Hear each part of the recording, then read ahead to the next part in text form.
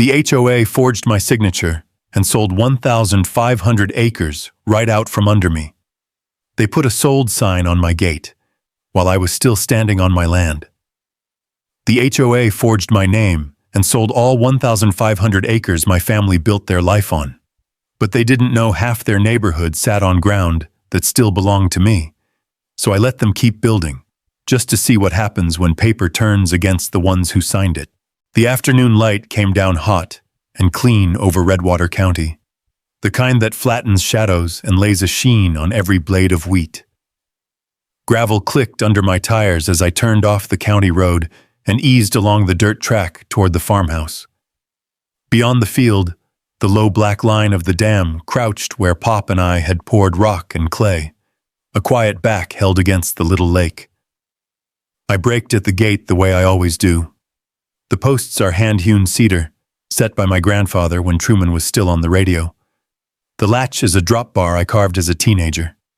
Everything was as it should be, except for the thing screaming red against the silvered wood. Sold. The letters were milled heavy and clean, slapped onto a plate that turned the late sun to glare. 2 bright screws bit through the grain. Along the bottom edge in small black type, Willow Ridge, HOA. Beside it, a crown and laurel stamp, the same logo I'd seen on envelopes I never kept. I left the truck running and stepped into heat and dust. The wheat hissed. A grasshopper leapt from the bar and vanished. The sign looked wrong the way a stranger looks wrong, standing in your kitchen using your coffee cups. I touched the plate. Warm metal, a chemical tang of fresh paint. My phone buzzed. I didn't look. I stood there with my hand on that scarlet lie, watching the lake across the pasture, trying to reconcile the scene with the life I knew to be mine.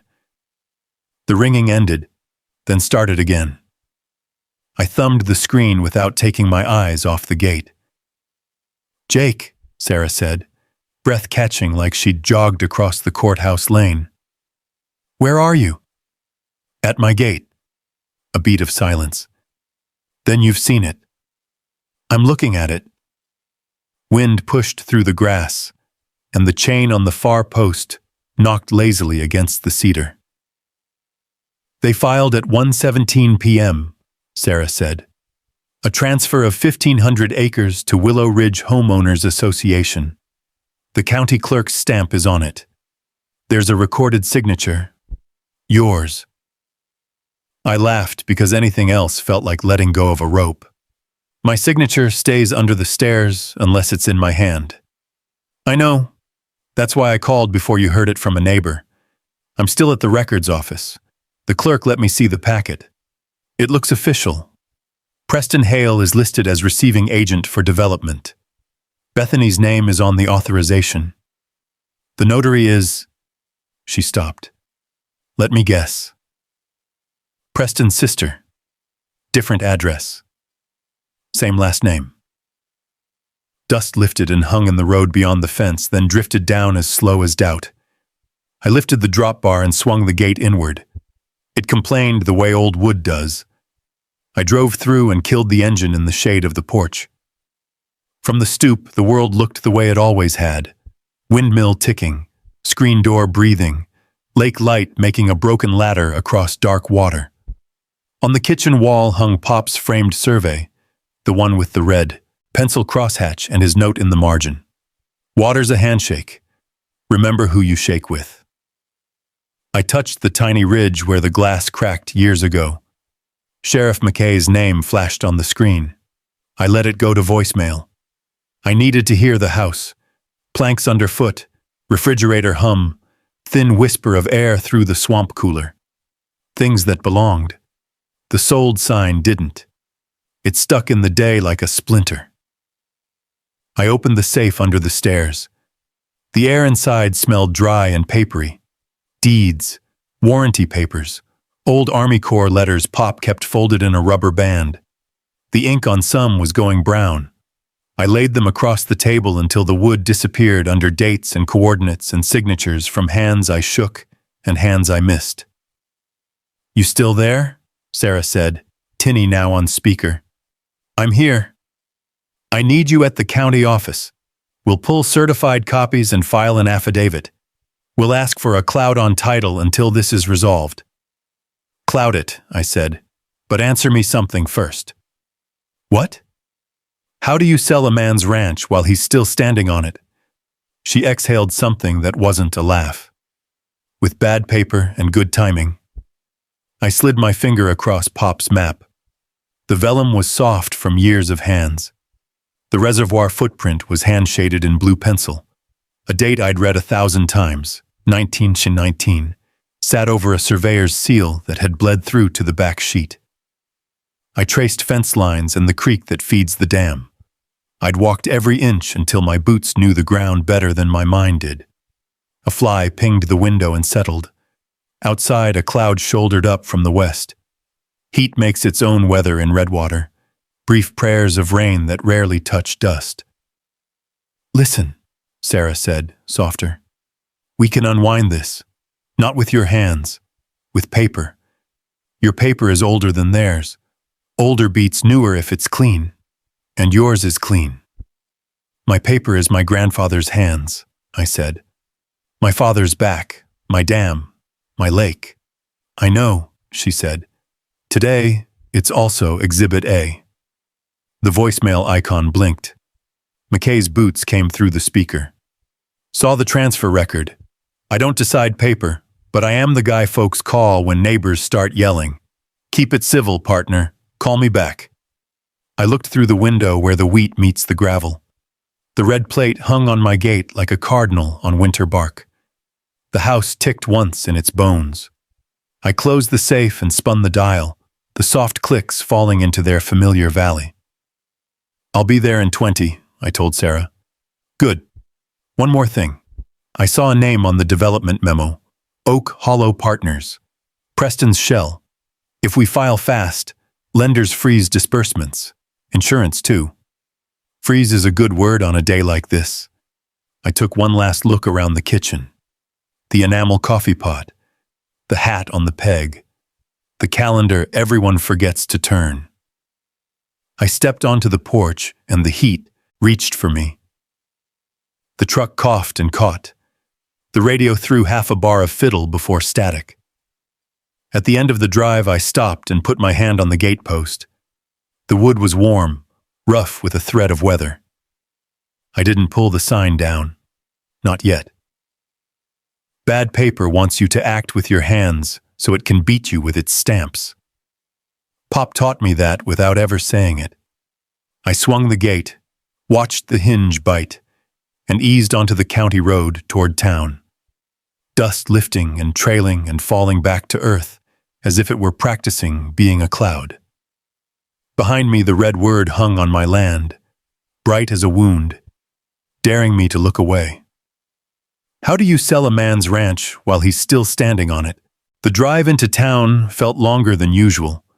The road ran straight as a surveyor's string, sunburned wheat to either side, dust rising in lazy curtains behind the truck. Every mile closer to the courthouse thickened the air, like the whole valley knew what waited for me there.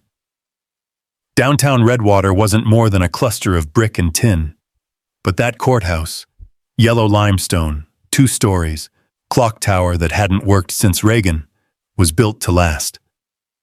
I parked under the one surviving cottonwood. Sarah Coleman stood on the steps, a folder clutched to her chest, her dark hair pulled back tight against the wind. She didn't smile. You sure you're ready for this? I'm here, aren't I?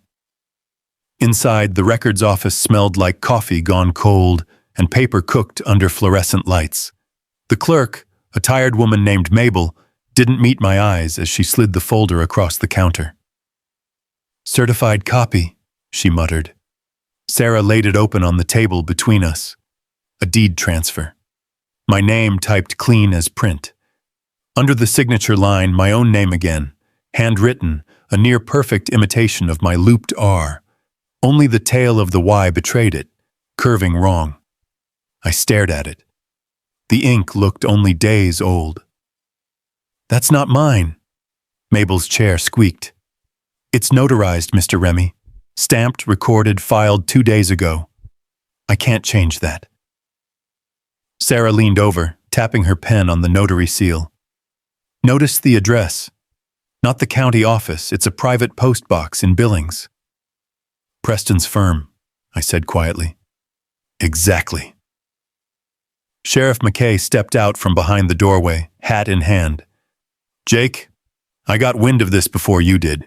I told the board it wouldn't sit right with folks, but they waved the papers at me. I can't dispute a legal transfer. I turned toward him. You think it's legal? He sighed, a sound like tires on gravel. Not my call. Paper says what paper says until a judge says different. You know that. Sarah closed the folder. Then we'll let a judge say different. Outside, the sky had gone the pale gray that comes before a storm. I walked to the truck while Sarah kept pace beside me. They think I'm another old rancher too tired to fight, I said. They think you'll go broke trying. That's how they win. The first thunder rolled somewhere over the northern ridge. I felt it through my boots more than I heard it. Let's start with a copy of every document they filed, Sarah said. We'll get sworn statements, verify your deed chain back 100 years if we have to. But Jake, she looked at me serious now. They already flipped it. Flipped it? To Oak Hollow Partners, Preston's development arm. Groundbreaking scheduled next month. I laughed, but it came out rough. On my fields? On your fields. The rain came sudden, big drops hammering the hood. For a second, the world blurred in silver streaks. Sarah's phone buzzed. An email from the title company confirming final clearance for the sale. Tell me you can stop this, I said. She shook her head. Not yet. We'll need to file a temporary injunction, claim fraud, and ownership dispute. It'll buy time if the judge grants it. If he doesn't, then they break ground, and we fight on mud. I drove her back toward the ranch, wipers thumping in rhythm with my pulse. Halfway there, the rain eased, and the sun cracked through the clouds, lighting the wheat in a dull gold shimmer. It was the kind of light that usually meant peace. Not today. When we reached the gate, the red sign gleamed clean again, rain having washed off the dust. It looked fresh, proud even. I could see Preston's developer truck tracks by the fence. Wide, new, arrogant. I'll need the original deed, Sarah said, and anything your father or grandfather left. Maps, tax receipts, inheritance records. The older, the better. They're in the safe. She glanced up at the sky. We start tonight. I opened the gate and let the truck roll through. The hinges screamed like they were angry for me. That night, we spread my family's papers across the kitchen table. Deeds from 1919, hand-drawn maps with pencil borders, water rights logged under the Remy name, tax records with my grandfather's signature in fading ink. Each sheet was a piece of a life's work. Sarah ran her fingers along one edge. These are solid. The notary from your grandfather's deed was the county surveyor. Chain of title unbroken. That forgery won't hold. I watched the lamp throw amber over the old vellum. Then why does it still feel like they're winning? Because they move fast, she said. You move right. The clock in the hall ticked louder than it had any right to. I thought of Bethany Whitfield, her manicured grin at the last town fair, her speeches about progress and harmony. She wanted control, not community. Outside, lightning flashed, bright enough to silhouette the barn. The rumble followed quick, rolling across the lake. Sarah gathered the pages into neat stacks. Tomorrow, I'll take certified copies to the clerk and file for injunction. You should rest. But I couldn't. I walked out to the porch, rain dripping from the eaves, the smell of wet earth thick and familiar. Somewhere down the valley, a generator hummed where the new construction crews had set up camp. They thought they could replace history with a blueprint. I'd spent my life building dams, structures that hold back what others forget can move mountains. Paper was no different. It can flood or it can hold. Depends on who draws the line. By the time I went inside, the storm had quieted to a whisper. Sarah slept on the couch, one hand still resting on the deed folder. I poured coffee gone cold, staring at the grain of the table where my father once drew plans for the dam. Some battles start with fences and end with filings. This one had just begun. Morning came pale and sharp. The lake steamed in the early chill, its surface smooth as hammered tin. I stepped outside with the mug warming my palms and looked toward the wheat. The rain had pressed the stalks flat in places, but they'd stand again. They always did. I wondered if people could be as stubborn as crops. Sarah stirred awake not long after. She ran a hand through her hair, blinked at the papers. "We'll need the tax maps," she murmured. "Anything that shows continuity, proof your family never transferred ownership." I nodded toward the back hallway. "There's an old cabinet by the cellar door, bottom drawer." While she dug, I walked to the barn. The scent of oil and hay hung thick inside. The old Ford tractor sat quiet, its hood speckled with dust. I hadn't moved it since harvest. I leaned against the fender, letting the quiet settle until a faint crunch of tires on gravel broke the stillness. Through the open barn door, I saw a white SUV roll up to the gate. Two figures got out, clipboard people, neat shirts, the kind who wear smiles like they're on salary. I recognized one, Marcus Reed, the part-time surveyor who did odd jobs around the county. The other was a young woman with a HOA badge on her lanyard. I wiped my hands and walked out. "Morning, Jake," Marcus called, raising a hand. "What brings the HOA to my fence this early?" The woman spoke before he could. "We're verifying boundary adjustments for the Oak Hollow expansion. Routine check, nothing personal." "Everything about this is personal." Marcus looked uneasy. "I just run the equipment. Don't shoot the messenger." "I don't own a gun, Marcus. I own deeds." That shut them both up for a second. The woman shifted her clipboard, glanced at the sold sign still hanging there.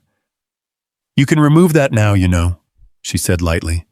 "The development officially took possession yesterday." I met her eyes. Possession's 9/10 of the law. The other 10th is the truth. She hesitated, then smiled the way people do when they think they'll be proven right soon enough. They got back in the SUV and drove off, dust curling behind them. Inside, Sarah had found what she needed: 3 tax books from the 70s and 1 yellowed inheritance statement signed in my father's neat block letters. She laid them out on the table. "Your grandfather filed a land transfer to your father in 1964, she said. "But look here. Attached to it is a note referencing a secondary parcel, listed as Parcel 318, Unoccupied Agricultural Reserve. It's small print, but it's there." "Where is it?" "North side of the property line, beyond the old fence. You ever farm that part?" "Not since I was a kid. Mostly scrub and rock." She smiled faintly. "Scrub and rock can be gold if it's recorded right." We drove out after lunch. The truck bounced over ruts until the road gave way to sage and low hills. The wind carried dust, tasting faintly of clay and sunburned grass. At the base of a ridge, the old survey stakes still poked out, rusted iron rods tied with faded red tape. "This is it," I said quietly. Sarah crouched, brushing dirt away from a buried corner marker. "Coordinates match the 1919 deed." "Then why isn't it on the county's modern map?" She looked up. "Because someone left it off, accidentally or not. And if the HOA built beyond that line—" "They did," I finished for her. "Preston's model homes sit right on this ridge." The wind carried a low hum from across the hill, construction equipment chewing the distance. I could see roofs glinting like fish scales under the sun. Sarah took photos, GPS readings, notes. We'll need to overlay these with current survey data. If Parcel 318 overlaps that subdivision, you own more than you think. As we drove back, the first signs of the new development appeared along the road. Fresh pavement, a billboard showing smiling families under the words, "Live the Willow Ridge Dream." Someone had painted over the word dream with lie, and it made me grin in spite of everything. At the house, we spread the maps again. The afternoon light slanted through the window, throwing stripes across the papers. Dust motes drifted in the glow, moving slow like time had thickened. Sarah traced the ridgeline with her pen. If the survey holds, you've got a legal argument. The HOA's development encroaches on untransferred land. They built on property they don't own. Then we have leverage. Maybe more than leverage. She looked up. Proof. I leaned back, the chair creaking under me. You ever seen a dam hold back a flood? She smiled, knowing where I was going. You mean patience? Pressure, I said. The kind that breaks what shouldn't have been built. Evening settled slow over the valley. From the porch, I could see headlights tracing the distant ridge where Oak Hollow's streets would soon stretch. Every light was a trespass. Every nail they drove sunk deeper into my soil. Sarah came out with 2 mugs of coffee. We'll file the injunction in the morning, but if they push back, we'll need to gather every scrap, water rights, inheritance lines, old zoning codes. I've got time. You've got more than that, she said softly. You've got history. The wind turned colder. Somewhere a coyote called, its voice thin and lonely against the dark. I looked at the land rolling out before me, the same fields my family had walked for a century.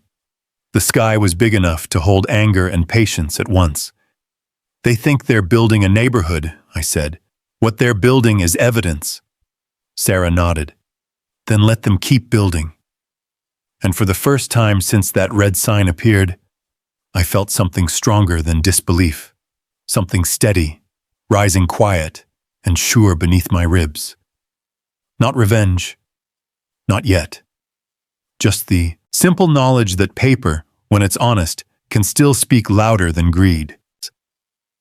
The next morning broke dry and clear, the kind of Montana day that looks innocent until you notice how still the air is.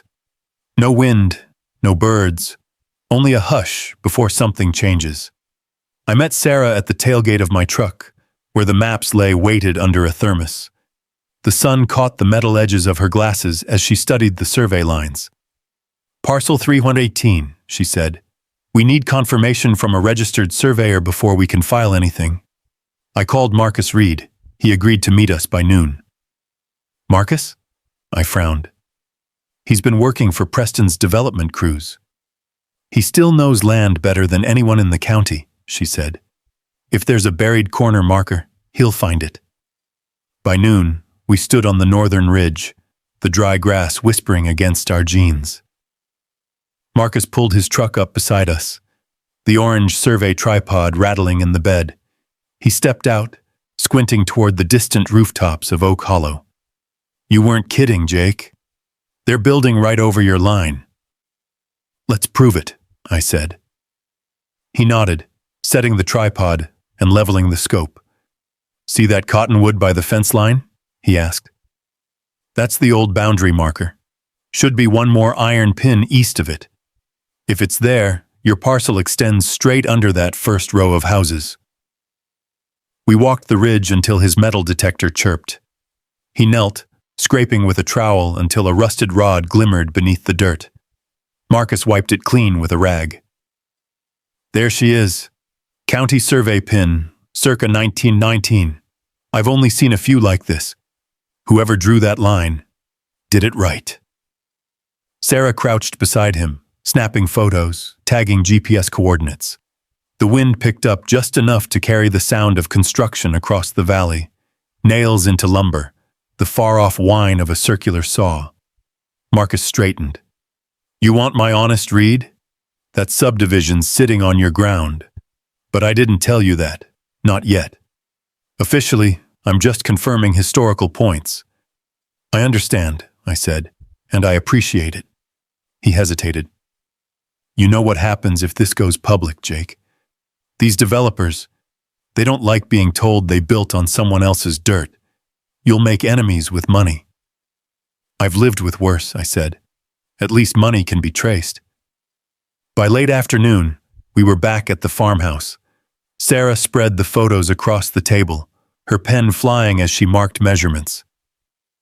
With this, we can prove the HOA's development sits on untransferred property. It's not just fraud, it's trespass on a civil scale. I poured coffee, watching the steam curl up like ghosts from old battles.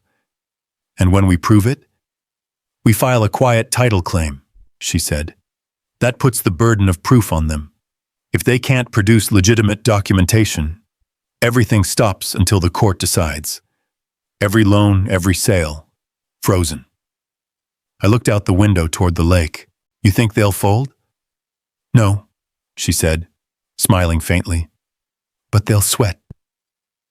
Dusk came in layers of gold and violet. I drove the fence line after dinner, headlights slicing through the dust. At the far end, where the ridge dropped into the flats, I found new wooden stakes hammered into the soil, bright pink ribbons fluttering. They weren't mine. A sign leaned against one. Future site of Oak Hollow Clubhouse. I killed the engine, sat in the dark, and let the quiet swallow me. Somewhere below, frogs croaked by the water's edge. A single light burned in the distance. Bethany's model home, perfectly squared, perfect paint. She'd built her kingdom one regulation at a time, never thinking the ground itself could turn on her. Back at the house, Sarah was still working. We'll need county archival scans, she said without looking up. If the parcel was omitted from modern records, it could be negligence or deliberate omission. Bethany's too smart for negligence, I said. This was planned. She sighed. Then we'll plan better. Later that night, I couldn't sleep. The moon poured silver across the fields, turning the dam into a pale line through the dark. I walked down to the water. The air smelled of mud and willow bark.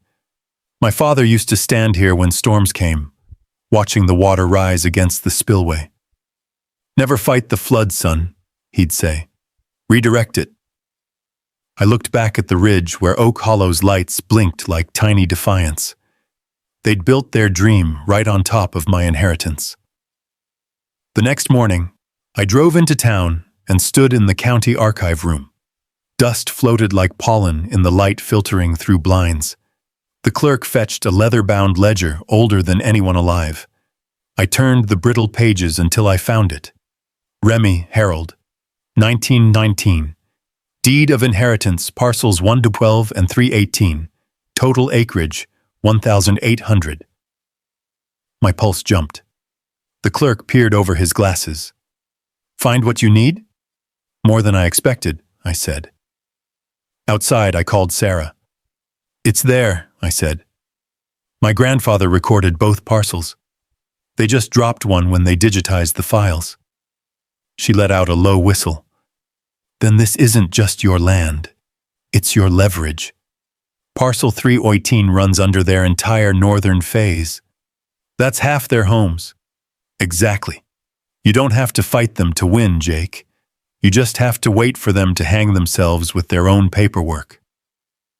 The sun was setting behind the silos when I turned back toward the ranch. Dust rose behind the truck in slow waves, catching fire in the dying light. Every mile closer, I felt the weight of what I'd found settle deeper. Not all victories come with cheers or flags. Some begin with silence, and one buried iron stake that says the land still remembers its name. By dawn, fog hung low over the fields, blurring the fences into ghost lines. The kind of morning that swallows sound and makes every decision feel heavier. I sat on the porch with a cup of coffee, waiting for the sun to burn through. Across the table lay the folder Sarah had left overnight. Our evidence, neat and powerful, but still just paper. She arrived before breakfast, her boots crunching gravel. "We're filing the quiet title claim today," she said.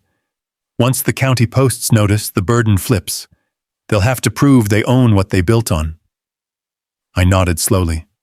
"Then let's make sure they never see it coming." Sarah frowned. "What do you mean?" "I mean, we let them think they've won. For now." She studied me for a long second, then smiled. That lawyer's half-smile that says she's learning to trust the long game. "You want to play possum?" "I want them overconfident," I said. "Preston thinks I'm just another rancher with bad luck and older paperwork. Bethany thinks she can grind me down in committee hearings. We'll let them think I'm exactly that." The first step was theater. That afternoon, I drove into the HOA's meeting at the new community hall, an unfinished metal shell on concrete, still smelling of paint and ambition. Bethany Whitfield stood at the podium, hair immaculate, voice sharp as fence wire. Behind her hung a banner, "Oak Hollow, building a legacy." When she saw me, the room stiffened. Homeowners in polo shirts whispered. One of the developers straightened in his seat. I walked to the front row and took off my hat. "Mr. Remy," Bethany said smoothly, "we weren't expecting guests." "Guess I didn't read the fine print," I said.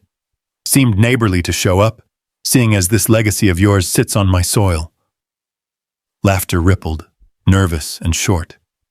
She tilted her head, feigning patience. "You're mistaken, as I've told your attorney. The sale was legal, the transfer recorded. If you have issues, take them up with the county."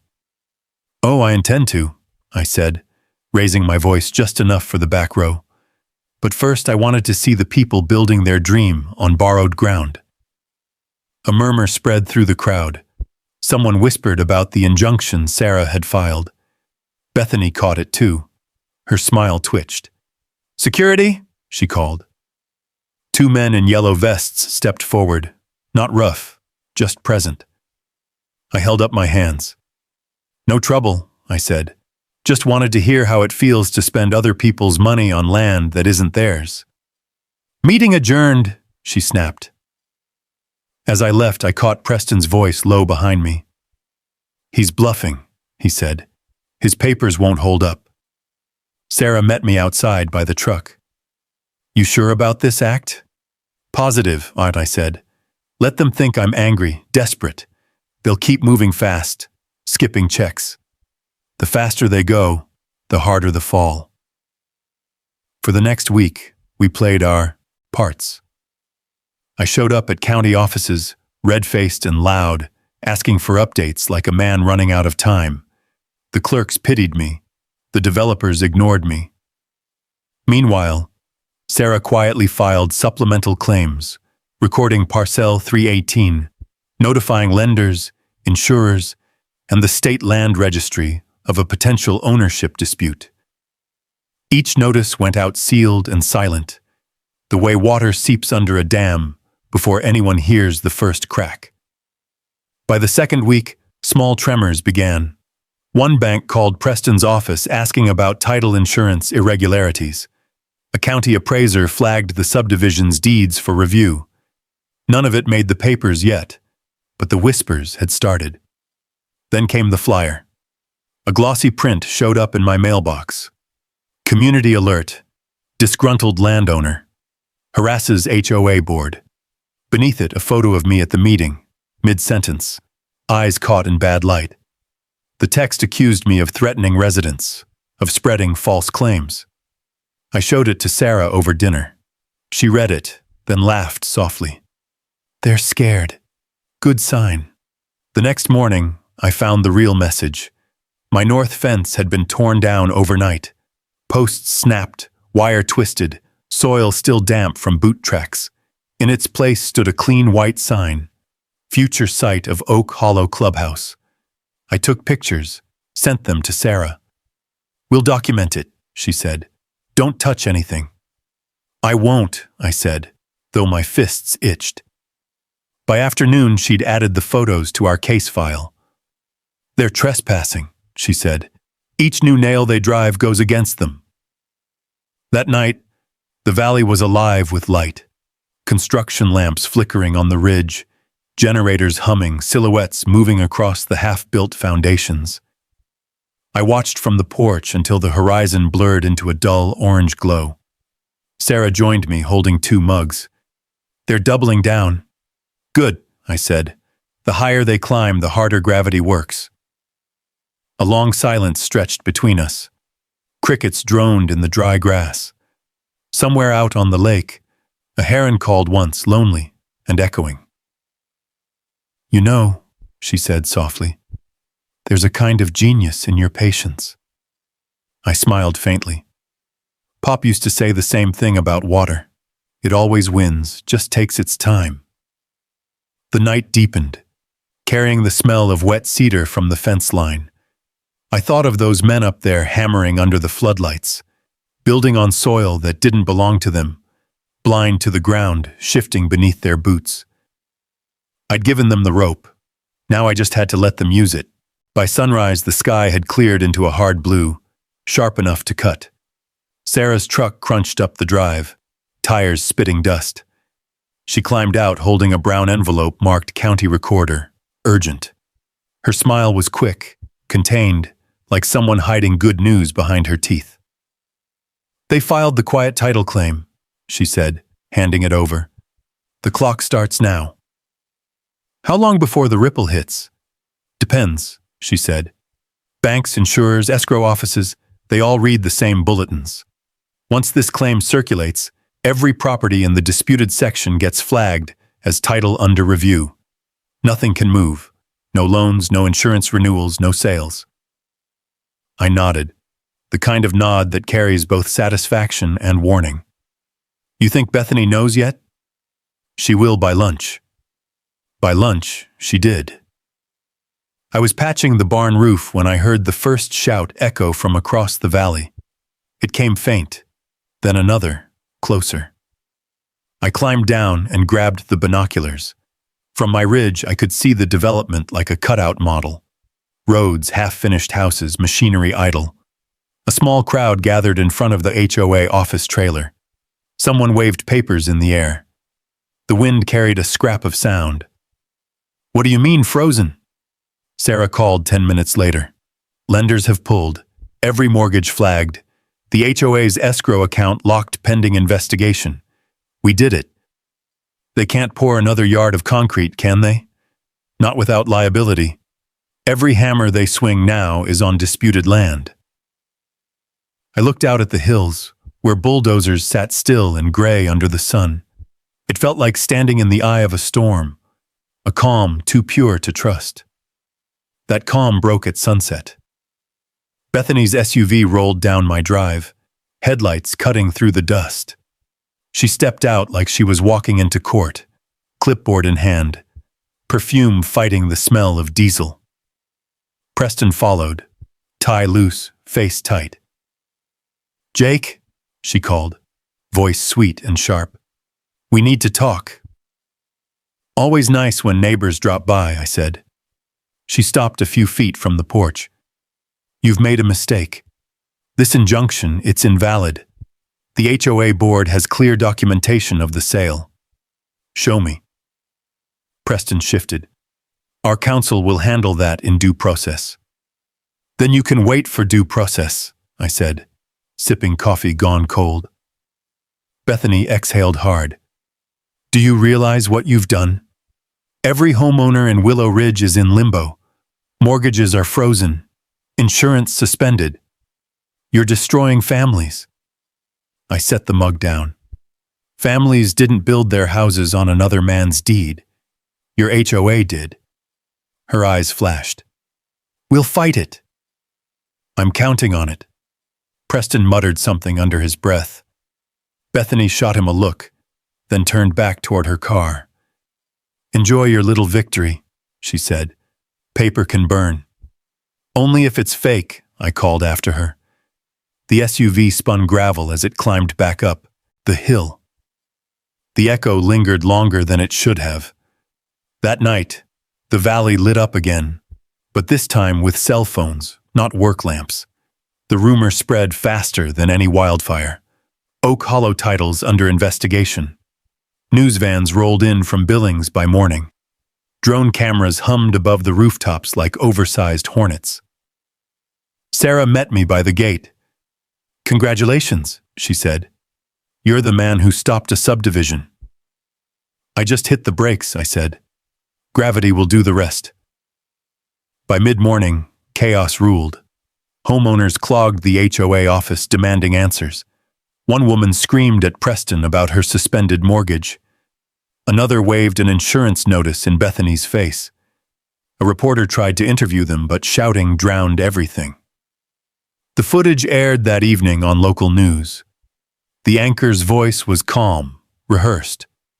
The Oak Hollow development faces major legal scrutiny after allegations of fraudulent land transfers.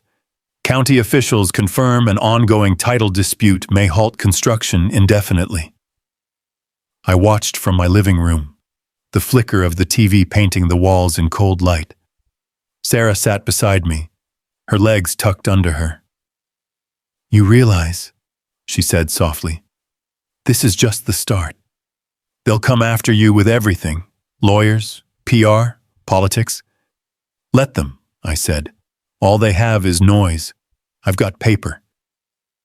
But beneath that quiet triumph, I felt something shift, something heavy.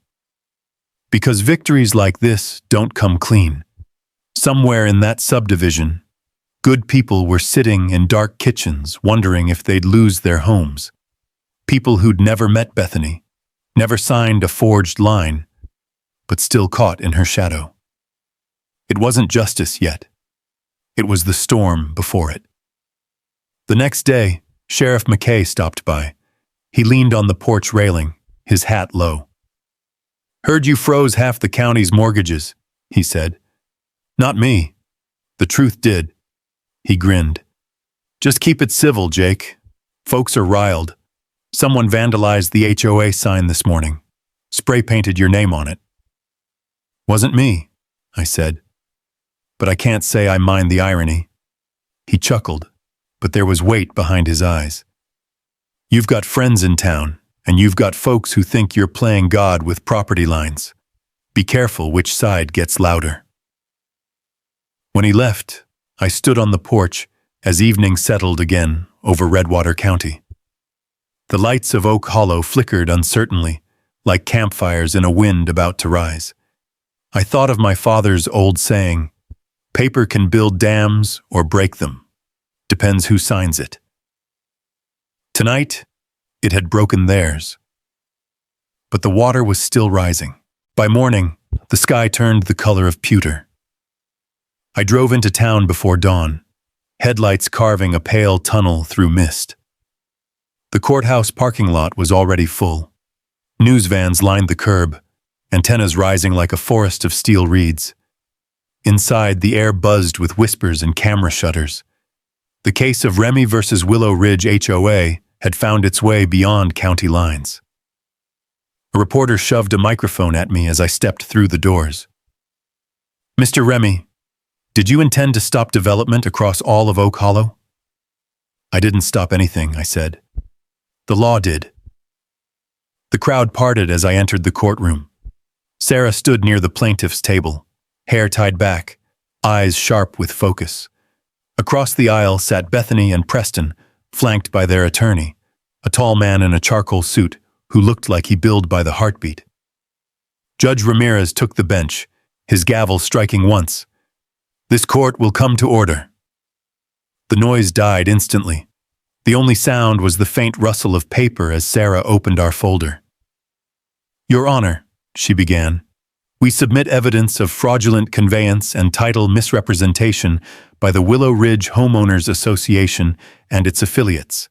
Exhibits A through G establish unbroken ownership of the Remy family across parcels 112 and 318 since 1919. The defendant's claim relies on a forged deed and notarization by an unauthorized agent." The judge adjusted his glasses. "You're alleging an intentional falsification of county records?" "Yes, Your Honor, and we can prove it." She nodded to me. I stood, holding up the original inheritance deed, the vellum stiff, corners frayed from age. The courtroom lights glinted on the embossed seal. Gasps rippled through the crowd when Sarah placed it on the clerk's desk. The defense lawyer rose. "Objection, Your Honor. That document is over a century old. It cannot possibly hold precedence over a modern registered deed."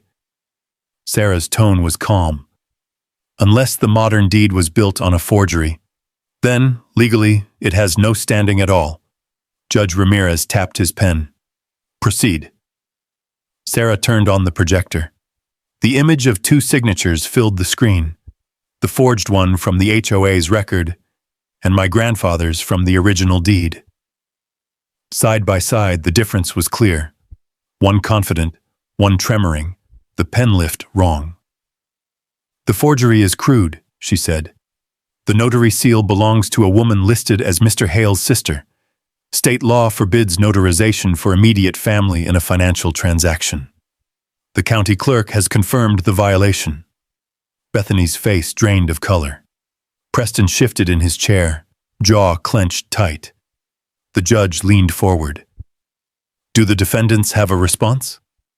Their lawyer stood, papers shaking slightly. "We contest the allegation. The HOA acted in good faith based on documents presented by the Development Office." Sarah didn't miss a beat. "Then they'll have to explain this." She clicked to the next image, an email chain between Preston's firm and Bethany's board, discussing expedited paperwork and quiet notary approval. The subject line read simply, "Fast Track Remy Acquisition."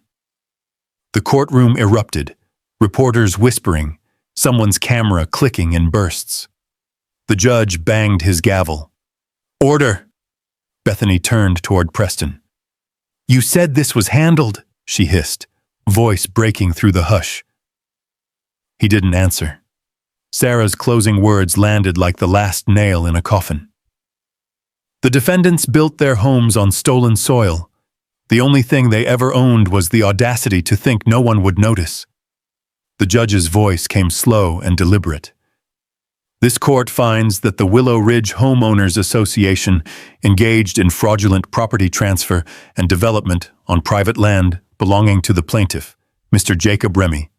The sale is hereby nullified. Title to parcels 112 and 318 remains with the Remy estate." The sound that followed was unlike anything I'd ever heard. A collective exhale, part disbelief, part relief. Reporters surged forward. Bethany slumped into her chair, face pale.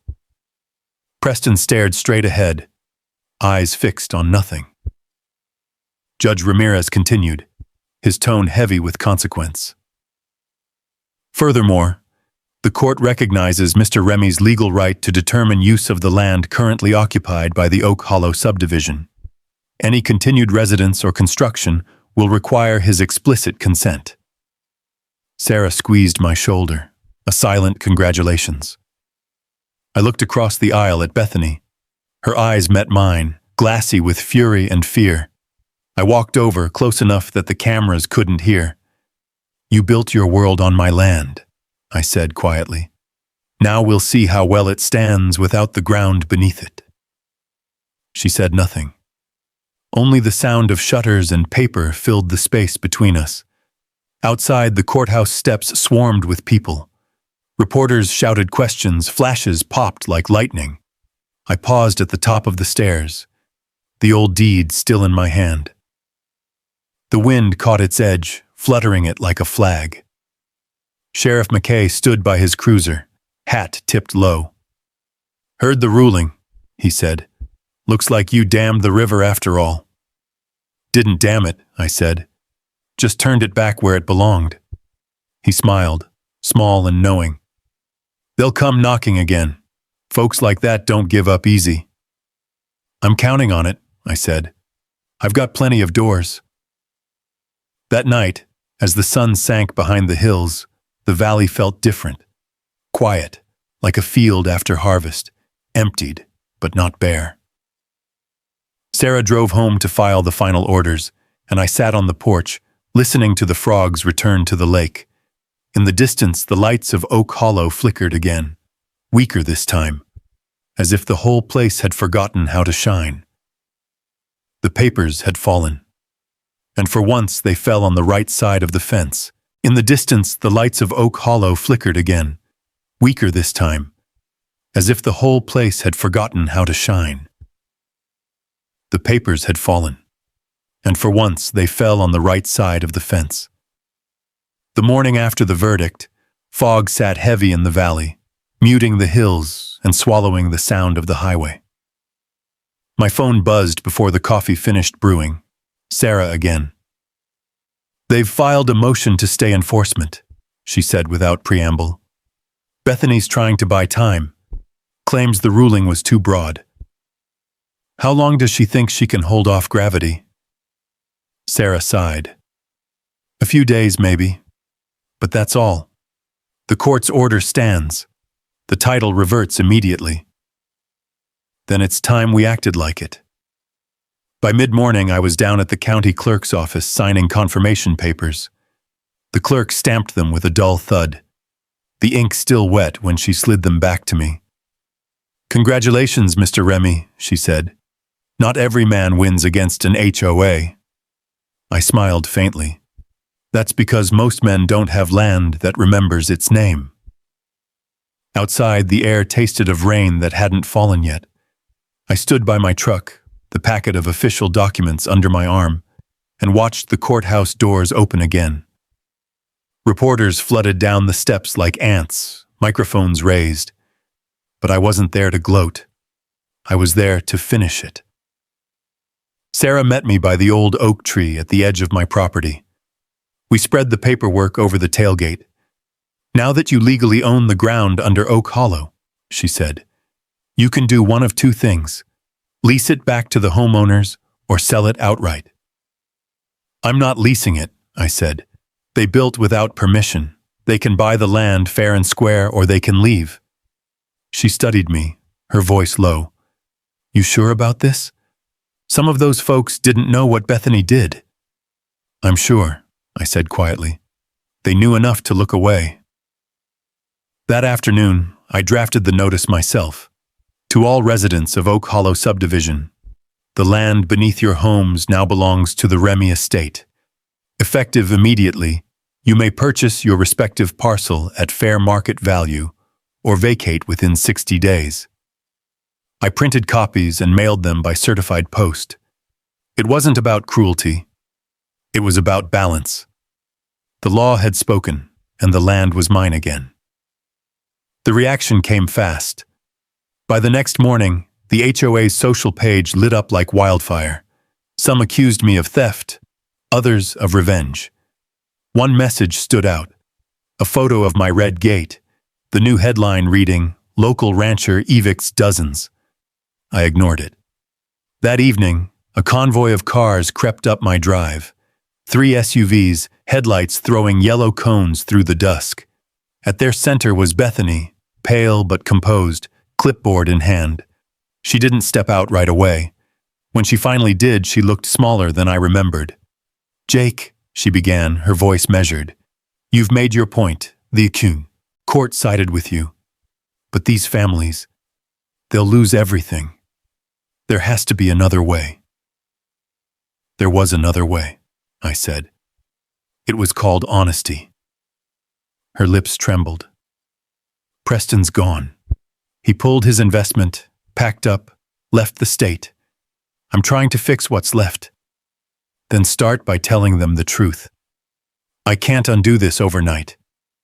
"You don't have overnight," I said, handing her a copy of the notice. 60 days. Same time your board gave me when you thought you owned this land." Her eyes filled, but she said nothing more.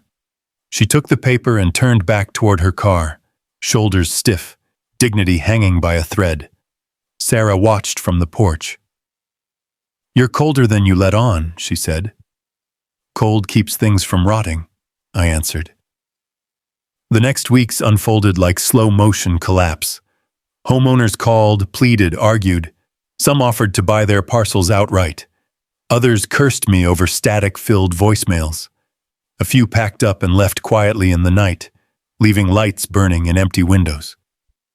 Each deed I reclaimed was another brick of justice set right, another acre restored. Still, there was a weight to it. Every key dropped off at the county office felt like a confession written in metal. One evening, Marcus Reed came by, dusty from surveying another job. "You really selling the land out from under them?" he asked. "I'm not selling," I said. "I'm restoring." He nodded slowly. "Well, just so you know, the developers are panicking. Lawsuits flying every direction. One of the lenders froze the HOA's account completely." "Good," I said. "Maybe they'll learn what a freeze feels like." By late October, the subdivision was half empty. Weeds crept through driveways. The once bright HOA banners sagged on their poles. And through it all, the sound of machinery grew, a line of bulldozers preparing to tear down what was left of their clubhouse. I stood on the ridge with Sarah and Marcus as the first wall came down.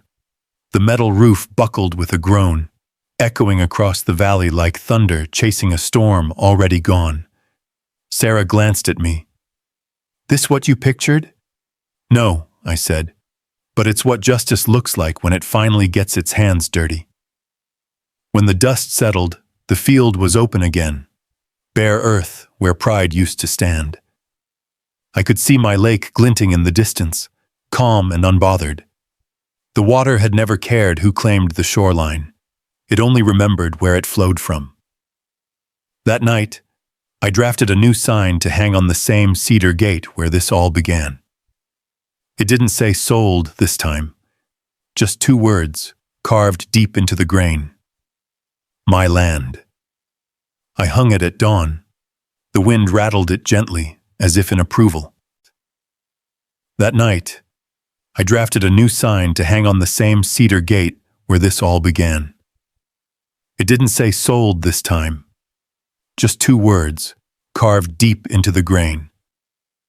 My land. I hung it at dawn.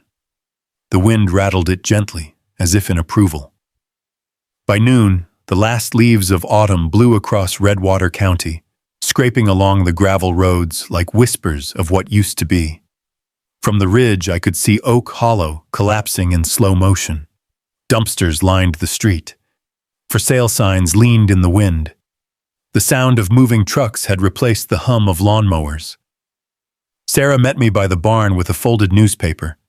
Across the front page in black letters, HOA bankrupt. Residents file class action. Below it, a photo of Bethany Whitfield shielding her face from cameras. "Looks like the end," she said. "Not yet," I answered. "Paper doesn't close a wound. It just marks where the knife went in." She nodded toward the article.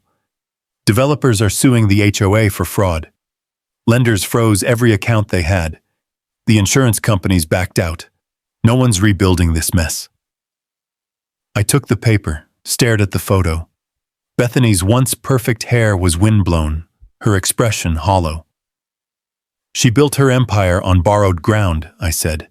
"Now the ground's asking for rent." That afternoon, I drove down through the ghost streets of Oak Hollow. The echo of my truck bounced between the empty homes. A few neighbors stood in their driveways, silent, watching me pass. Some turned away.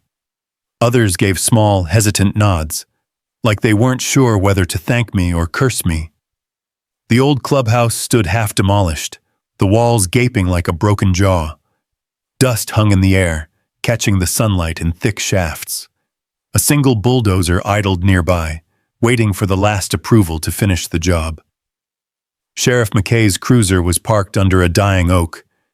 He leaned against it, arms crossed, hat tipped back. "Came to see the fall of Willow Ridge?" he asked. "I came to see if they learned anything." He gave a slow shake of the head. "They'll move on, start another HOA somewhere else. But not here. Folks around Redwater will remember this one." I watched the wind push through the empty lots. They should. It cost them more than money. The first crack of metal on wood echoed across the valley. The bulldozer's arm swung down, splintering what was left of the clubhouse facade. With each strike, the walls folded in on themselves until nothing remained but rubble and dust. For a moment, no one spoke. Then the foreman climbed out of the cab and nodded to me, hat in hand. "You want the sign?" he asked. "What sign?" He pointed to the pile of debris. The old Willow Ridge HOA plaque lay there, half buried, the gold lettering tarnished, but still legible. "Keep it," I said. "Let it rust where it belongs." By evening, the site was clear. The horizon glowed in shades of copper and red, reflecting off the lake. I walked down to the HOA, water's edge, where the dam hummed quietly, steady as ever. The air smelled of wet earth and diesel, a strange mix of ending and beginning. Sarah joined me, her coat buttoned tight against the chill. "You've done it," she said. "The land's yours again. The court's ruling stands, the HOA's gone, and the developers are finished."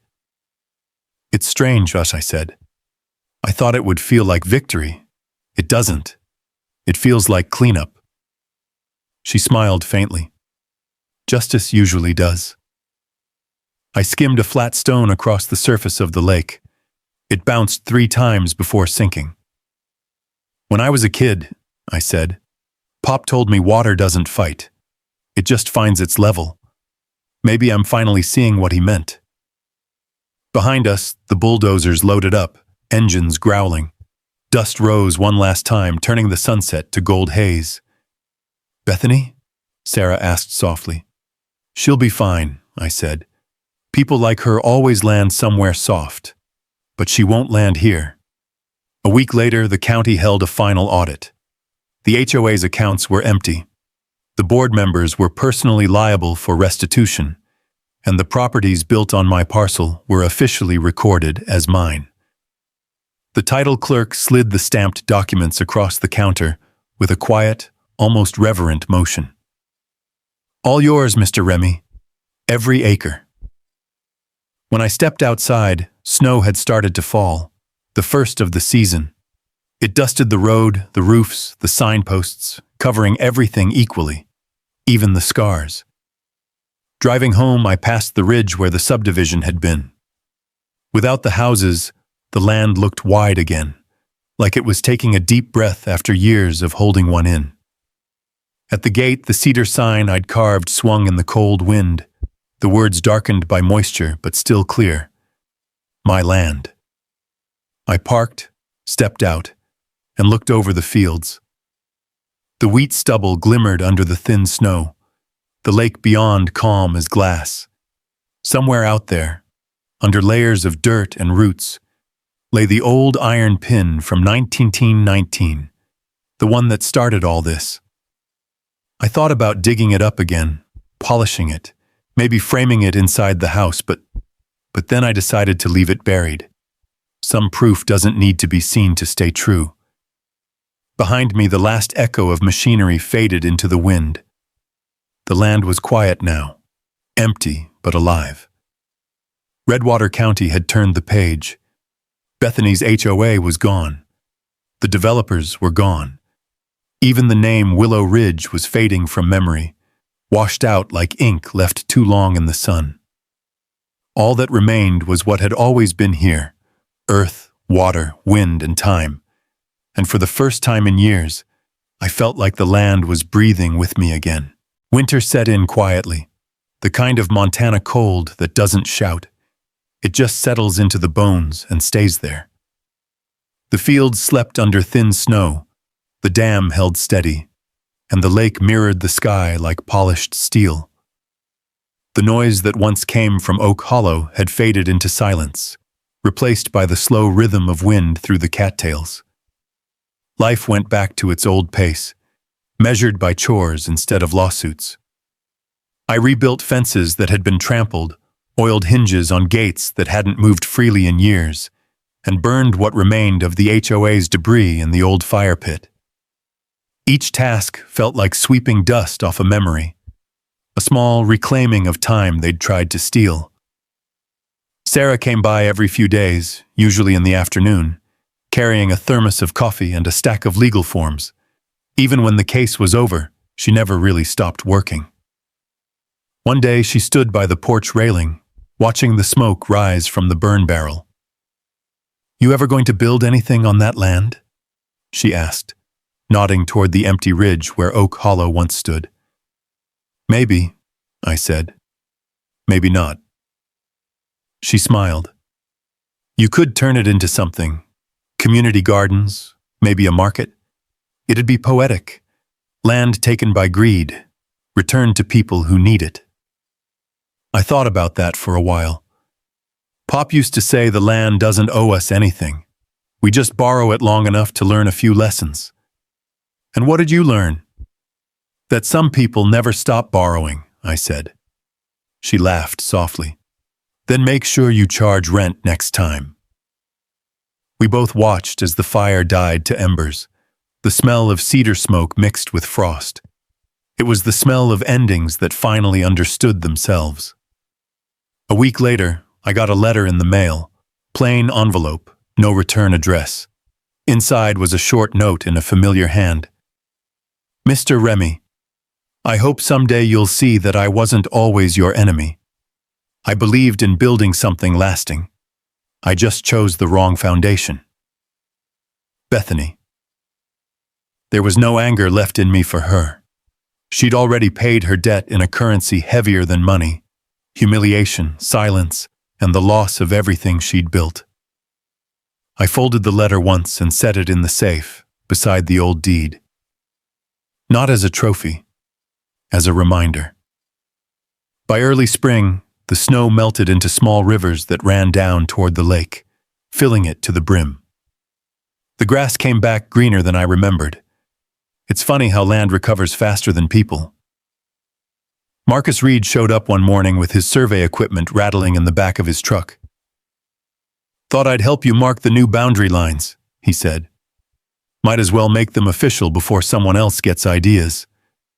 I nodded, and together we spent the day walking the property, hammering new iron pins where the old ones had rusted. The sound echoed through the valley, metal striking earth, clean and final. As the sun dipped, Marcus shaded his eyes. "You know, Jake, this place doesn't look like a battlefield anymore." "That's because it isn't," I said. "It's home again." When he left, I sat by the gate, running my hand over the words carved into the cedar. My land. The wood had darkened from the winter, the grain rising slightly where the frost had kissed it. I traced the grooves with my thumb and felt the weight of everything it had taken to earn them. Sarah joined me at dusk, bringing 2 mugs of coffee. "You know," she said, "the county approved your request." "For what?" "The farmer's market," she said, smiling. "Every Saturday, starting June. Locals only. You're the first vendor." I chuckled. Guess the land finally gets to give something back. That first Saturday, the valley woke early. Pickup trucks lined the dirt road, tables filled with jars of honey, homemade bread, and vegetables pulled straight from the soil.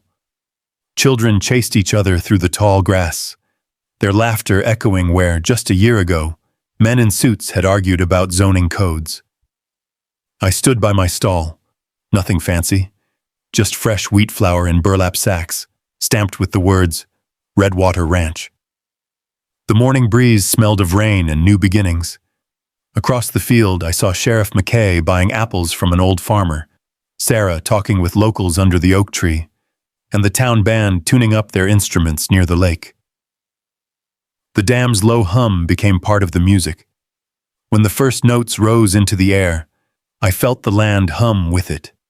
It wasn't victory or vengeance. It was peace, the kind that takes years to earn and seconds to recognize. As the sun climbed, I caught my reflection in the lake. Older, maybe a little harder around the edges, but finally at rest. Bethany was right about one thing. We had both wanted to build something lasting. The difference was, I remembered that nothing lasting ever starts with lies.